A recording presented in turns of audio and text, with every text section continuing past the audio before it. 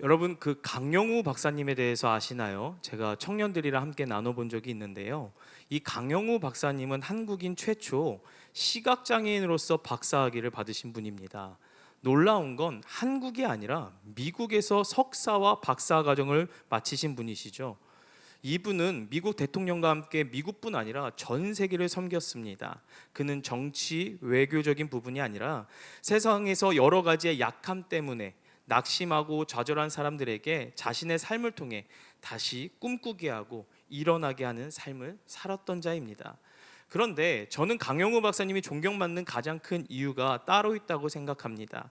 그가 이룬 성공과 업적 때문이 아닌 정말 감당하기 힘든 고난 속에서도 하나님을 바라보면서 그 고난을 통과했던 발걸음이 있었기 때문에 세상에서 존경받는 사람이지 않을까 생각합니다. 강영우 박사님은요, 중학교 때 큰 사고로 실명을 당했습니다. 담당 의사 선생님이 이렇게 말씀하셨다고 합니다. 영우야, 내가 너한테 이런 말하기엔 마음이 참 아프지만 오늘부터 너는 앞을 볼 수 없을 것 같아. 여러분, 청소년 나이에 이보다 절망적인 말이 어디 있겠습니까? 그런데 병원을 나가면서 이 강영우 박사님이 하나님께 이렇게 기도했다는 것입니다. 하나님, 제가 오늘부터 앞을 보지 못한답니다. 하지만 하나님께서 제 앞길을 인도해 주시고 세상 사람들이 보지 못한 하나님을 저는 날마다 보며 하나님께 쓰임받는 삶 살게 하여 주시옵소서. 그리고 이 평생의 장애라는 고난을 통과하면서 이분이 마지막에 하나님 부르심을 받기 전 남긴 고백이 내 눈에는 희망이 보였다라는 책에 이렇게 기록이 되어 있는데요. 제가 읽어드릴 테니까 한번 잘 들어보세요. 나에게 장애는 축복이었다. 나는 단순히 장애를 극복한 것이 아니라 장애를 통과해서 세상에 빛 대신 그리스도를 전할 수 있었다. 그 장애가 있었기에 보지 못하는 눈으로 세상을 보는 법을 책으로 쓸 수 있었고, 이 장애를 통해서 장애인과 비장애인이 더불어 살아갈 수 있는 아름다운 세상을 만들기 위해 지금까지 활동하며 살아왔다. 참 귀한 고백이지 않습니까? 우리도 인생을 사다 보면요, 좋은 일, 행복한 일만 있으면 얼마나 좋을까요? 그런데 현실은 그렇지 않습니다. 어려움은 늘 우리들의 삶에 함께 있다는 것입니다. 시련이 찾아올 때도 있고 견디지 못할 아픔이 찾아올 때가 있다는 거죠. 하지만 저는 우리에게 시련과 아픔, 이 고난이 찾아왔을 때 영적인 지혜가 가장 필요한 시점이 바로 그 순간이라고 생각합니다. 왜냐하면 영적인 지혜가 있으면 이 강영구 박사님처럼 고난 중에도 남들이 보지 못하는 것을 볼 수 있을 뿐 아니라 남들이 깨닫지 못하는 것을 깨달을 수 있는 힘과 능력이 있기 때문이죠. 오늘 본문 속 에스더 또한 고난 중에 남들이 보지 못한 이 영적 지혜가 분명히 있었습니다. 자신의 생명이 걸려있는 이 두려운 상황 속에서 그녀는요, 믿음의 눈을 들어 하나님의 약속하심과 이 성취하심을 바라보았던 자이죠. 우리가 잘 알고 있던 것처럼 죽으면 죽으리이다 라는 이 유명한 고백으로 왕 앞에 나아갔다는 것입니다. 그런데 이 죽으면 죽으리라는 이 고백은 정말로 생명을 걸고 목숨을 걸었던 고백입니다. 왜냐하면 하나님 앞에 전부를 걸지 않으면 전부를 얻을 수 없기 때문이었다는 거죠. 사랑하는 성도 여러분, 여러분들은 하나님 앞에 믿음의 각오가 죽기까지 되어 있습니까? 당당하게 아멘이라고 고백하면 참 좋겠지만 굉장히 결코 쉽지 않은 대답입니다. 저도 그런 것 같습니다. 그러나 하나님의 꿈과 비전을 이루어 나가거나 인생의 한계를 넘어가야 할 때 분명히 우리 가운데 있어야 될 것 한 가지는 뭐냐면 믿음의 각오와 결단이 필요하다는 것입니다. 오늘 말씀의 에스더, 문제 앞에 위기인지 기회인지 또 생명인지 죽음인지 알 수 없는 위태로운 경계선 앞에 그녀는 어떤 선택을 하고 있을까요? 오늘 본문에서 보여주고 있습니다. 오늘 본문 1절 말씀 다 같이 한번 보시겠습니다. 오늘 본문 1절 다 같이 읽으시겠습니다. 제3일에 에스더가 왕후의 예복을 입고 왕궁안 뜰 곧 어전 맞은편에 서니 왕이 어전에서 전문을 대하여 왕자에 앉았다가, 이 1절 말씀에는요 영적인 원리가 숨겨져 있습니다. 바로 제3일에라는 것에 있어요. 이 제3일에라는 의미는 유다 민족은 일촉즉발의 위기 속에서 3일 동안 금식했다라는 것이에요. 에스더가 수상궁에 모여있는 모든 유대인들을 한 곳에 모아놓고 3일 동안 먹지도 마시지도 말고 기도하라고 명령했던 그 3일의 시간을 가리키고 있습니다. 근데 이 제3일의 시간을 기록한 이유는 앞으로 에스더에게 벌어질 일들, 다시 말해서 기도의 결과 또한 하나님의 응답이라는 것을 우리에게 가르쳐주고 있다는 것이에요. 우연의 일치가 아니라 기도의 결과로서 일어나게 되는 이름을 성경은 우리에게 이야기해주고 있다는 것이죠. 그리고 뒤이어 왕후의 예복을 입고 왕궁 안뜰 곧 어전문 앞에 섰다라고 성경은 기록하고 있습니다. 이 당시 성도님들도 아시다시피 왕이 오라고 하기 전 누구든지 함부로 어전에 발을 들여놓다가 생명을 부지할 수 없는 위험천만한 상황이었습니다. 그게 왕후였던, 왕후의 신복이었던, 심지어 왕의 자식이라 할지라도 왕의 허락 없이 왕궁 안 그 뜰에 발걸음을 들이는 사람은요, 목숨을 부지할 수 없었던 시대였다는 거죠. 그런데 에스더 지금 자신의 생명을 거고 어전 문 앞에 섰다라는 것입니다. 에스더 어떤 사람이었습니까? 부모 없이 그리고 고아로 모르드게의 손에 키워졌죠. 나라마저도 이렇습니다. 포로로 페르시아에 끌려왔던 자예요. 그런데 그의 용모가 아리따움과 하나님의 축복이 덧입히자 왕으로 간택되는 축복을 얻게 됩니다. 그리고 왕후가 된 지 6년이 지났음에도 불구하고 왕과 에스더의 관계는 전혀 진전이 없었습니다. 왕은 계속해서 에스더를 부르지 않고 있는 상황이죠. 함부로 왕에게 나아가는 것, 생명을 부지할 수 없었습니다. 그러나 에스더는 자신의 민족인 유다 민족의 생명을 짊어지고 있었어요. 그래서 그녀에게는요, 제3일에 이 깊은 기도의 시간이 굉장히 필요했다라는 것입니다. 여러분, 우리 인생에서도요, 이 제3일이라는 시간이 굉장히 필요합니다. 우리 인생의 경계와 한계를 넘어서는 것, 바로 기도뿐이라는 것입니다. 이 제3일에 하나님과 깊은 기도의 시간을 통해 에스더의 두려움을 넘어 새로운 도약을 하는 모든 토대가 있었다는 거예요. 우리 또한 입술로만 힘들 때나 어려울 때, 야, 할 수 있어, 너 할 수 있어, 아자아자 파이팅, 이런 걸 외친다고 해서 우리의 인생의 문제가 해결되는 것 결코 아니라는 거예요. 기도하면 내딛는 그 한 발 한 발이 우리 인생의 정면 돌파가 될 수 있다라는 것입니다.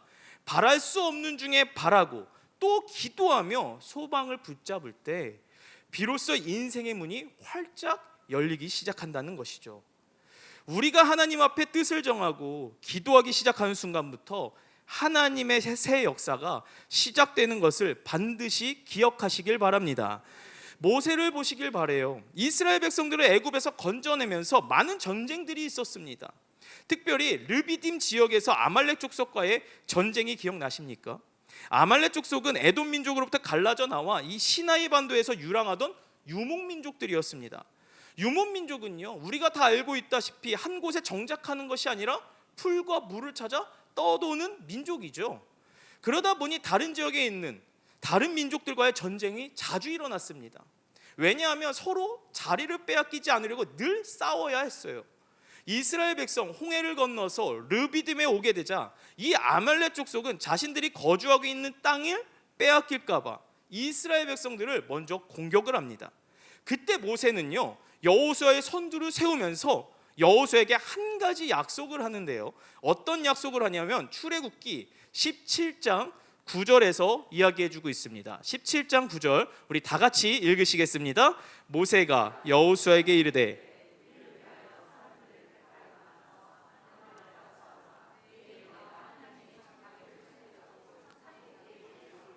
어떤 약속이었습니까? 여호수아야, 네가 나가서 아말렉과 싸우는 동안 나는 어디에 있겠다고 이야기합니까? 산 꼭대기에 올라가겠다, 이렇게 약속을 한 것입니다.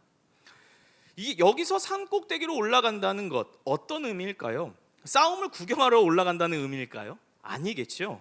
싸우는 모습이 가장 잘 보이는 곳에 올라가 무엇을 한다는 의미일까요? 기도한다라는 의미입니다. 모세는 알았어요. 이 전쟁은 하나님께 속해 있음을 알았고 믿었다라는 것입니다. 기도했을 때 어떤 일이 일어나는지 아십니까? 17장 13절에서 그것을 우리에게 알려주고 있습니다. 우리 다 같이 한 목소리로 합독하시겠습니다. 여호수아가 칼날로 아말렉과 그 백성을 쳐서, 아멘. 여호수아가 싸움을 잘해서 이긴 걸까요? 그렇지 않습니다. 우리가 분명히 이 앞절의 말씀을 다들 아시겠지만 모세와 아론과 훌이 함께 기도하니까 하나님께서 그곳 가운데 역사하시고 여호수아와 이스라엘 백성들에게 승리를 허락해 주셨다라는 것입니다. 사랑하는 성도 여러분, 우리에게도 각자마다 이 에스더처럼 모세처럼 가지고 있는 기도 제목들이 있지 않습니까? 경제적 어려움, 관계로 인한 아픔, 미래에 대한 불확실함, 도전했을 때 실패를 맛보는 상황, 어떻게 보면 잘 이겨낼 수 있을 거라고 생각했지만 쉽게 이기지 못하는 것이 우리이지 않습니까? 이럴 때 우리에게 가장 필요한 것은요, 하나님의 은혜를 구하며 하나님께 엎드려 기도하는 게 굉장히 필요하다라는 것입니다. 우리가 기도할 때 하나님께서는요, 이미 우리의 기도를 들으시고 응답하신다라는 사실을 반드시 믿으시길 바랍니다. 이제 에스더는요, 왕후의 예복을 입고 왕궁 안뜰에 섰습니다. 에스더는 사사로운 목적으로 왕을 만나러 간 것 아니죠. 그래서 격식을 갖추었습니다. 이때 에스더는 앞으로 나아갈 것인가 뒤로 물러설 것인가를 결정해야 했습니다. 왕의 부름받는 것이 아니니 죽을 수 있었다는 것이죠. 왕이 금규를 내밀어야 그 앞에 나아갈 수 있었던 상황입니다. 그런데 그때 이 왕자에 앉아있던 아하수에로 왕이 어전 맞은편에 서 있는 에스더를 보게 되죠. 이제 에스더의 운명은 아하수에로 왕이 어떻게 반응하냐에 따라 달려있다는 것입니다. 오늘 본문 2절 말씀을 다 같이 보시겠습니다. 2절 다 같이 읽으시겠습니다. 왕후 에스더가 뜰에 선 것을 본즉 매우 사랑스러움으로 손에 잡았던 금규를 그에게 내미니 에스더가 가까이 가서 금규 끝을 만지니라. 아멘. 아하수에로 왕이 보니 에스더가 매우 사랑스러움으로 라고 기록하고 있죠. 이 문장을 히브리어 원문으로 직역하면 이렇습니다. 왕의 눈에 은혜를 입었다. 사실 에스더의 모습은요, 3일 동안 밤낮 울부짖는 여인의 모습이었습니다. 먹지도 마시지도 않고 굉장히 초췌한 모습일 것이었어요. 그런데 왕의 눈에 보기에는요, 가장 사랑스러운 여인, 가장 아름다운 여인이었다고 성경은 말하고 있습니다. 이것은 하나님의 은혜 아니라면 설명될 수 없는 대목이라는 거예요. 하나님께서 왕의 마음을 섭리하시고 움직이셨다는 것입니다. 함부로 어전 앞에 나가면 목숨을 잃을 수 있는 위험천만한 상황이었죠. 뜰 안에서 왕비를 보고 아하수에로가 첫눈에 반했던 그 기억이 떠올리게 하신 것, 저는 이것이 주님의 섭리하심이라고 믿습니다. 제가 앞서 그 3일에라는 시간을 기록된 것은 앞으로 일어나게 될 우연의 일치가 아니라 하나님의 기도의 응답이라고 말씀드렸습니다. 그의 응답으로 아하수에로 왕이 에스더를 사랑스럽게 볼 수 있도록 하나님께서 주관해주고 계시다라는 것입니다. 저는 이 부분을 잠언서열을 통해서 발견했습니다. 잠언 21장 1절을 보면요, 왕의 마음이 여호와의 손에 있음이 마치 봄물과 같아서 그가 임의로 인도하시느니라 라고 기록하고 있습니다. 왕의 마음이 하나님의 손에 들려 있다라는 것입니다. 여기서 우리는 하나님의 역사하심을 볼 수 있어야 된다는 거죠. 하나님의 은혜가 에스더에게 임한 것입니다. 그리고 더 중요한 것은요, 하나님의 은혜가 아하수에로 왕의 마음을 움직이셨다는 거예요. 이것은 만왕의 왕이신 하나님, 이 하나님은 이방 나라의 왕의 마음도 통제하시는 분이시라는 것이죠. 아하수에로 왕의 마음이 에스더를 향해 활짝 열린 것은 하나님의 섭리였습니다. 이처럼 하나님은요, 사람의 마음조차도 움직이시는 분이십니다. 그래서 하나님의 뜻을 이루시다는 거죠. 출애굽기에서 바로의 완악한 마음을 움직이셨고요, 다니엘서는 고레스 왕의 마음도 움직이시는 하나님이셨다는 것입니다. 드디어 이 은혜 속에서 에스더에게 기회가 왔죠. 이제 에스더는 자신이 왕궁 안뜰에 온 이유를 왕에게 말하기만 하면 됩니다. 그런데 저는 오늘 본문을 보면서 이상한 점을 하나 발견했습니다. 기회가 왔음에도 불구하고 이야기하지 않고 있다라는 점입니다. 에스더에게 해야 하는 일은 결코 작은 일이 아니었습니다. 이미 내려진 조소를 뒤엎어야 하는 큰 일이었던 거죠. 왕의 말을 바꿔야 하는 상황입니다. 현실적으로 불가능한 상황이었죠. 에스더는 아하수에로 왕에게 뜻밖의 제안을 하기 시작하는데요. 그것이 오늘 본문 4절과 5절 말씀에 이야기해주고 있습니다. 4절은 제가, 5절은 성도님들이 읽으시겠습니다. 에스더가 이르되 오늘 내가 왕을 위하여 잔치를 베풀어 싸우니 왕이 좋게 여기시거든 하만과 함께 오소서 하니,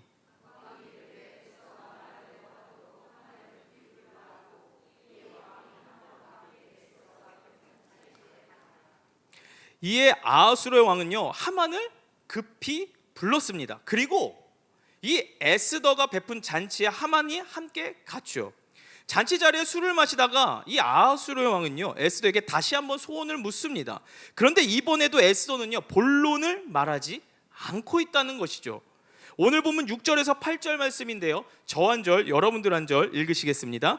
잔치에 술을 마실 때에 왕이 에스더에게 이르되 그대의 소청이 무엇이뇨? 곧 허락하겠노라. 그대의 요구가 무엇이뇨? 나라의 절반이라 할지라도 시행하겠노라 하니,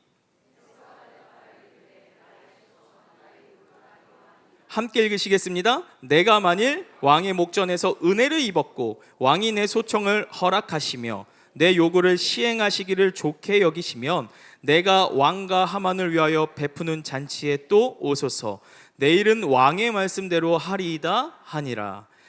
아하수르의 왕은 마음이 급해졌습니다. 물론 에스더 또한 급한 상황이죠.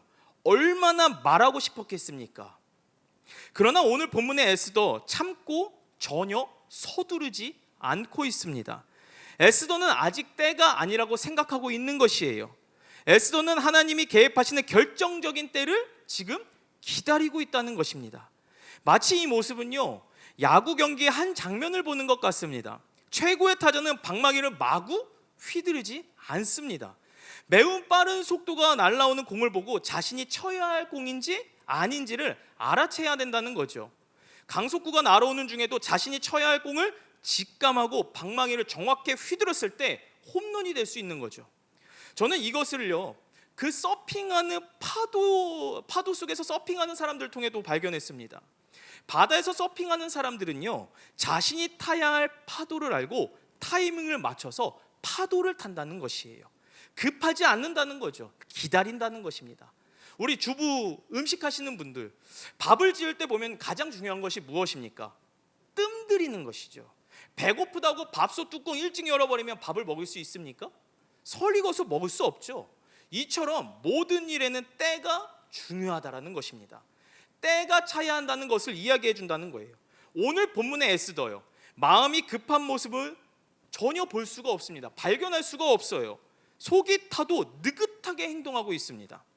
도대체 그러한 이유는 무엇입니까? 에스더는 자신이 생각하는 최상의 때를 기다리고 있다는 것이에요. 분명 상황은 에스더를 향해서 기울여지고 있죠. 그러나 에스더는요 전혀 급하게 행동하지 않고 있습니다. 에스더는 왕의 마음이 열리면 시간이 필요하다고 생각했을 거예요. 그리고 하나님의 일하심을 기다리고 있었다는 거죠.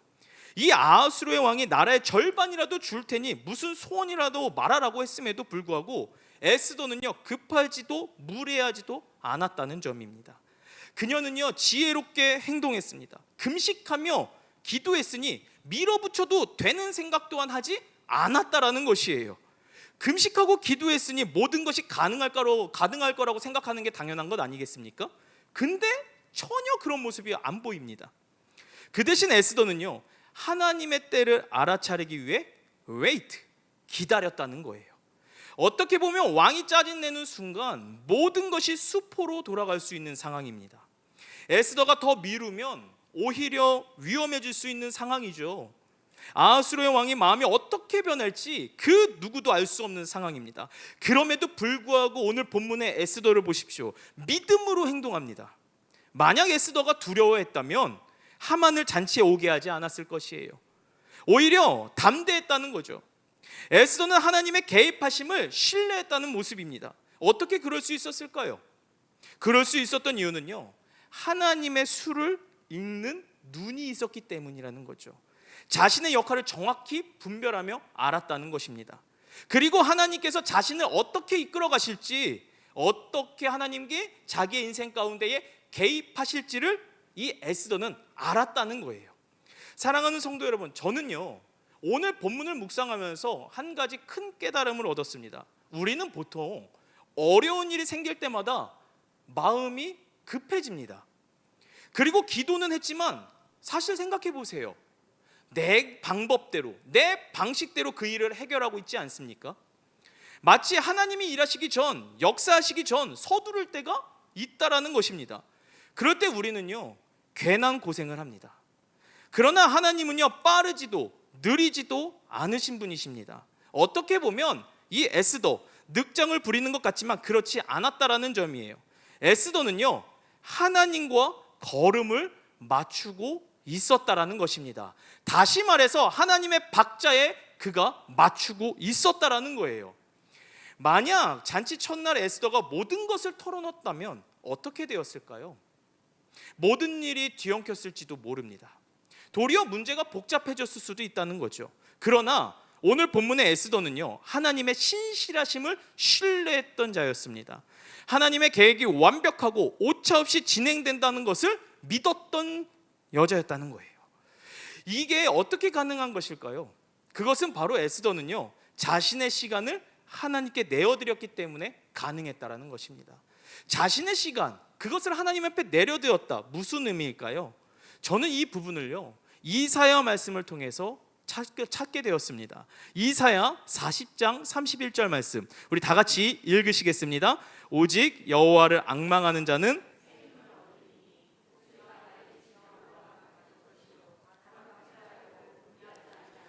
걸어가도 피곤하지 아니하리로다. 아멘. 여기서 앙망하다라는 뜻에 집중해 보시길 바랍니다. 이 앙망하다는 표현이 뭔가 활동적이고 적극적인 표현인 것 같지만 전혀 아닙니다. 원어와 영어 성경에 번역한 걸 보니까 이렇게 번역되어 있습니다. 우리 PPT 화면 한번 보도록 하겠습니다. 앙망하다라는 것은 trust, 끝까지 신뢰하다는 뜻이고, 또 하나는 hope, 바라고 집중하다. 마지막 하나는 뭡니까? wait, 잠잠히 기다라는 뜻을 갖고 있습니다. 정리해보자면요, 여호와를 앙망하던 것은 뭔가 역동적이기보다 오히려 잠잠하게 하나님께 집중하고 있다라는 것이에요. 내가 뭔가 애쓰려고 하는 것이 아니라 오히려 하나님께서 나에게 찾아오셔서 하나님께서 일하실 수 있도록 끝까지 그분을 wait, 기다리는 것. 그리고 기다리면서 가만히 있나요? 아니요. 그분을 바라보는 것, 그것이 바로 여호와를 앙망하다라는 의미라는 거죠. 이 구절에 등장하는 독수리의 특징을 보면 이해하기가 좀 더 쉽습니다. 독수리는 하늘을 날 때요, 자기 힘만으로 비행하지 않습니다. 대부분의 참새들은 어떻습니까? 자기 힘으로 파닥파닥 하면 뜨지 않습니까? 그러나 독수리는요, 날개를 펴고 날아오른대요. 이게 뭐냐면 독수리는 본능적으로 바람을 잘 타는 능력을 가지고 있다는 거예요. 자기 힘으로 파닥거리며 날아오르는 게 아니라 바람이 불어올 때를 기다리면서 자기 몸을 바람에 맡기고 날아오른다는 것입니다. 그러니까 힘들게 날개짓하지 않아도 그 몸이 하늘로 높이 솟구치는 것입니다. 여호와를 앙망하는 것이 바로 그런 것이에요. 여호와를 앙망하다는 것은 성령의 바람에 우리 인생을 맡긴다라는 것입니다. 하나님께서 나의 인생에 찾아오셔서 은혜를 베푸시고 하나님께서 나의 미래를 준비하실 뿐 아니라 나의 삶 가운데에 형통케 하시는 그 은혜를 매 순간에요, 기도를 통해 경험한다라는 것입니다. 그리고 하나님께서 어떻게 일하시는지를 기다리면서 끝까지 바라보는 것이에요. 그랬을 때 하나님께서 우리의 인생을 책임져 주시고 우리의 인생을 통해 일하신다는 것이죠. 오늘 본문의 에스더는요, 이것을 알았다는 것입니다. 분명 왕 앞에 나아가기 전 금식하고 기도하였습니다. 금식하며 기도했다라는 의미는요, 하나님 외에 다른 길이 없습니다라는 의미라는 거죠. 그리고 그에 따른 믿음의 모습을 에스더 5장을 통해 보여주고 있다는 것입니다. 에스더는 기도하고 믿음의 한계와 난간을 돌파하며 전진하며 나아갔다는 것입니다. 사랑하는 성도 여러분, 하나님은요, 시간 가운데 계시며 시간 속에서 역사하십니다. 시간을 조절하시고 허비하지 않으시며 유용하게 사용하시는 분이 바로 우리가 믿는 하나님이십니다. 그분은 매우 정확하실 뿐 아니라 완벽하게 일을 이루시는 하나님이심을 삶 속에서 날마다 믿음으로 고백하는 저와 여러분들이 됐으면 좋겠습니다. 말씀을 맺겠습니다.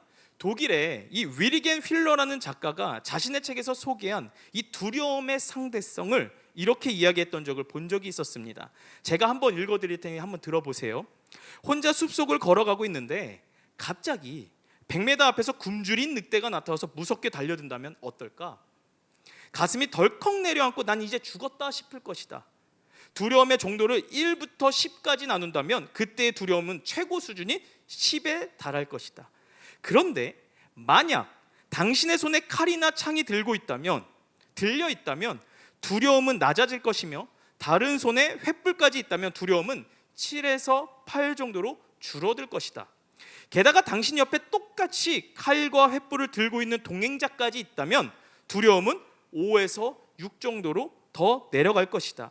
만약 총을 가지고 있다면 두려움은 4로 줄어들 것이고 타고 도망갈 자동차가 있다면 3 정도가 될 것이다. 아니, 아예 차 안에 앉아 있다면 두려움은 거의 없이 가슴만 덜컹하고 아무런 문제가 생기지 않을 것이다.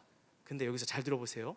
그런데 당신 곁에 무장한 군인이 수십 명이 있다면 당신은 오히려 늑대를 잡으려 할 것이다. 여러분, 어떤 내용인지 이해가 되십니까? 맞닥뜨린 문제는 똑같다라는 거예요. 그것을 대하는 우리의 마음의 자세와 믿음의 자세에 따라 두려움은 이렇게 상대적으로 커질 수도 있고 작아질 수도 있다라는 것입니다. 여러분, 내가 만난 문제가 너무 커서 나는 이렇게 두려워할 수밖에 없다, 포기할 수밖에 없다라고 말하지 마시길 바랍니다. 왜냐하면 오늘 우리에게는 이 늑대와 같은 문제 앞에서도 나를 지켜주시고 오히려 늑대를 잡을 수 있는 살아계신 하나님께서 함께 하실 뿐 아니라 우리의 손에는 그분이 우리에게 알려주신 가장 강력한 무기가 있습니다. 그게 바로 저는 기도라고 믿습니다. 오늘 본문의 에스더, 죽으면 죽으리이다 라는 심정으로 기도했고 왕 앞에 나아갔습니다. 그리고 기도하는 사람으로서의 모습을 취하고 있죠. 초조하지 않습니다. 느긋했습니다.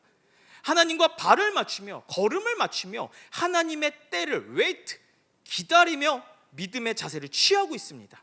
사랑하는 성도 여러분, 여러분들의 삶의 현장에 말 못할 어려움과 아픔이 있으십니까? 또한 말 못할 문제가 있으십니까? 그렇다면 오늘 말씀을 기억하며 우리도 에스더처럼 하나님 앞에 기도하길 바랍니다. 그리고 에스더처럼 하나님을 신뢰하며 그분의 때를 기다리시길 바랍니다. 분명 생각하는 대로 되지 않고 아무 일도 일어나지 않는 것처럼 느껴질 수 있습니다. 그러나 일의 진행이 더딘 것 같아도요, 하나님의 때가 되면요 마치 휘몰아치듯 진행된다는 것을 반드시 믿으며 하나님이 우리의 편이 되어주심을 기도를 통해 경험하는 여러분의 삶이 되시기를 주님의 이름으로 소망합니다.